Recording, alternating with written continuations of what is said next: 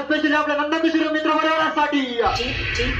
कसं आहे, साऊंड एकदाच लावायचा, समोरच्याला गार करायचा, एवढा घाण आवाज सोडणार आहे ना नुसतं झापूक झुपूक. अरे कसं नुसतं झापूक झुपूक आहे भावा.